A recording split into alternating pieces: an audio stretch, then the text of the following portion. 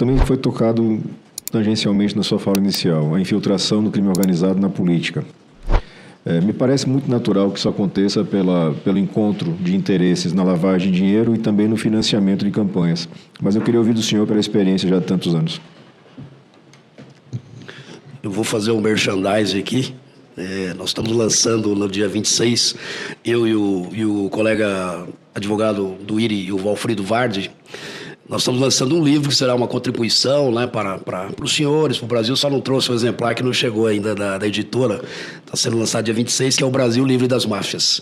E ali a gente faz, inclusive, um dos pontos que nós colocamos é a questão da infiltração na política. E a infiltração se dá, evidentemente, pelo financiamento de campanhas, né? Nós tivemos, de maneira bem clara, isso no Estado de São Paulo, já nessas últimas eleições, para prefeitos e vereadores. Então, vários municípios a gente percebeu que tinha ali influência no financiamento de campanha do crime organizado, do PCC. Por quê? Porque o PCC quer participar da prefeitura municipal ou da Câmara? Não. O PCC quer ter negócios com o poder público. E, para isso, ele precisa dominar uma parte, né, desse poder público. Eu costumo dizer, quando falo, mas o PCC está pagando um advogado para fazer concurso, um estudante, né, para fazer concurso e se tornar um delegado, um promotor, um juiz, isso não ocorre mais, né, porque eles têm o poder de corromper quem já está pronto a estar numa função que interessa a eles. Isso, em 2010, tentaram financiar alguns deputados ligados, né, eram advogados, na verdade, ligados ao PCC, tentaram financiamento através do Marcola e outros integrantes para que eles disputassem uma cadeira na Câmara dos Deputados. E o que o Marcola disse na época, eu sei porque eu tinha gravações disso, é que o que nos interessa 2 ou 3 deputados. Né? Para que nós precisamos de 2 ou 3 deputados? Então, me parece que a visão deles é mais estratégica e principalmente voltada, senador, para os municípios. Porque eu costumo dizer também, quando dou aula, que a gente vive no município, né? Não vivemos na federação. E é ali que os negócios acontecem. Veja São Paulo, né, a maior capital do Brasil, ter 2 empresas de ônibus cuja direção foi capturada pelo PCC. E, pasmem, uma dessas empresas, eu prendi, eu digo eu porque era uma ação controlada de operação minha do GAECO em Presidente Prudente, foi a rota que prendeu em São Paulo, mas prendeu um criminoso na sede de uma empresa de ônibus.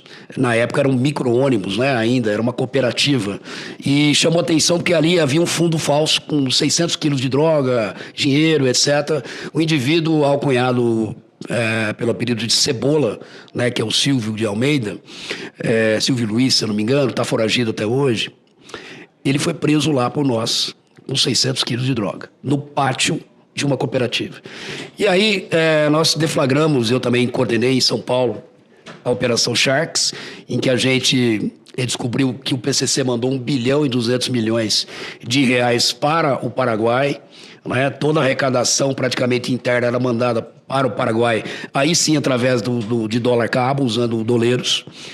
E ali a gente foi investigar a lavagem de dinheiro dos criminosos que estavam envolvidos na Sharks, e nós descobrimos, para nossa surpresa, e aí veio a Operação Fim de Linha, que uma empresa de ônibus em São Paulo, denominada UpBus, nada mais é do que a Qualibus, onde o Cebola foi preso. E, pasme, o Cebola, depois de 15 anos, né, era diretor da empresa, era acionista da empresa. O Anselmo Santa Fausta, que é o cara preta, era acionista da empresa, né? O Buiú, ladrão de banco, acionista da empresa.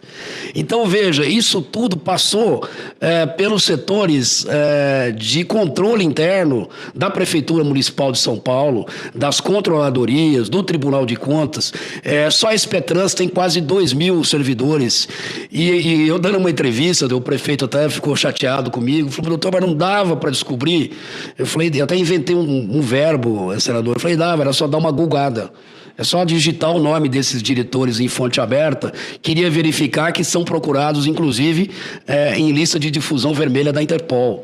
Então, é um escárnio. E detalhe, a UpBus era a empresa melhor avaliada em São Paulo.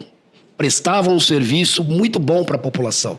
Os motoristas não tinham nada a ver com isso, e nem mesmo os servidores. Mas toda a diretoria foi capturada pelo PCC, o mesmo aconteceu com a Transwolf e a TW. E 14 anos de prorrogação de contratos, né? Sem licitação, esses contratos foram prorrogados aí, emergencialmente, etc. Com aditivos, essas empresas elas faturavam mais de R$1 bilhão por ano da prefeitura só em subvenção.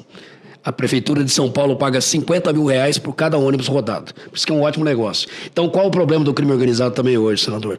É a infiltração na economia formal. São empresas que não são empresas de fachada mais. São empresas que estão atuando, que estão prestando um serviço, às vezes um bom serviço. Claro que estão fraudando a concorrência, porque ali também há a injeção de capital que é oriunda do tráfico internacional. E a participação nas licitações públicas. Tivemos e temos em andamento também participação do PCC em licitações de saúde e de lixo, né? Então, isso precisa ser também muito bem avaliado. Doutor Lincoln, com relação ao tópico seguinte aqui de ameaça a autoridades, né? Esse enfrentamento do Estado. Nós tivemos o episódio trágico com o Dr. Rui Ferraz, enfim, o senhor já foi alvo de alguns planos, o senador Moro também, da mesma forma, foi alvo de planejamento para homicídio, sequestro e homicídio, o que é uma coisa de uma gravidade incrível. E a gente tem que encontrar caminhos para fazer cessar, ou pelo menos colocar isso num patamar suportável. Eu queria ouvir do senhor, primeiro, o relato dos fatos e, segundo, as sugestões de encaminhamento, de reforço de proteção ou desestímulo desse tipo de conduta. Bom, essa também é uma das características das máfias, infelizmente, né? Que é essa intimidação dos policiais, das autoridades, né? Isso ocorreu também na Colômbia, na época do Pablo Escobar, né? Ou prata ou chumbo. O servidor que não aceitava ser corrompido acabava sendo morto ou tendo um familiar morto. A Itália perdeu mais de 1.000 policiais, né? Perdeu vários políticos, senadores, prefeitos, coronéis da polícia militar, e aí culminou com a morte do Falcone, né? E depois, logo em seguida, 3 meses depois, do Borsellino, né? Os 2 magistrados que levaram à alteração da legislação na Itália, né? A sociedade não aguentava mais. E a gente tem visto isso no Brasil, porque, assim como uma máfia, não é uma situação, eu acho que isso precisa ser entendido pelo Congresso, que vai se resolver quando a autoridade sair daquele caso, por exemplo, ou quando o policial se aposentar.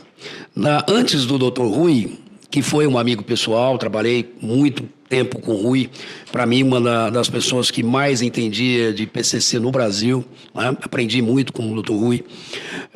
Nós já tivemos o caso do Pedrosa. O Pedrosa era o diretor da casa de detenção em São Paulo, do Carandiru, na época do massacre.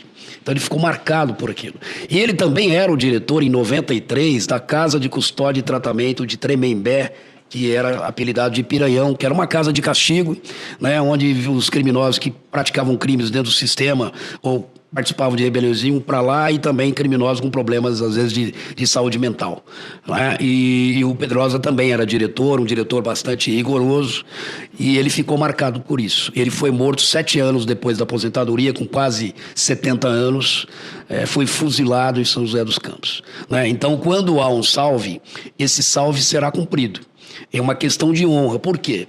Inclusive um delator, né, um colaborador do PCC me disse, falou, não, doutor, porque o que a gente quer não é só a vingança pessoal. A gente quer fazer com que outros promotores, juízes, policiais não se atrevam a agir da mesma maneira como, por exemplo, o senhor tem agido, né? Então, eles não perdoam, não vão esquecer. E aí, quando nós elaboramos o texto que foi para o ministro da Justiça, eu, inclusive, vamos dizer assim, fui o redator de uma parte do texto que tratava de proteção a testemunhas, vítimas e autoridades e policiais, né? Inclusive, o projeto do senador Moro, que foi já sancionado, não havia, ainda estava tramitando. A questão de quem define quando a autoridade precisa ou não de segurança, senador Moro, é muito importante. Acredito que tem que ser as polícias que fazem realmente uma análise de risco, mas isso precisa passar pelas instituições, porque a gente pode ter disputas políticas, pode ter situações como, por exemplo, do juiz lá de Campo Grande, o Odilon, né? O Odilon me liga quase toda semana, falou: doutor Lincoln, não se preocupe, o senhor vai ser abandonado na sua aposentadoria como eu fui. Porque, eu tenho direito, senador, à escolta, na aposentadoria, perfeito. Mas nada impede, né, que, paulatinamente, os relatórios de análise de risco digam que não há risco nenhum e que não precisa mais de escolta, porque é algo que é caro para o Estado, né? Mais caro quanto? É o preço que o Estado tem que pagar, o mínimo, para oferecer a quem está na ponta, de fato executando as políticas públicas de segurança, combatendo o crime organizado no dia a dia, para que a gente possa executar isso com alguma tranquilidade.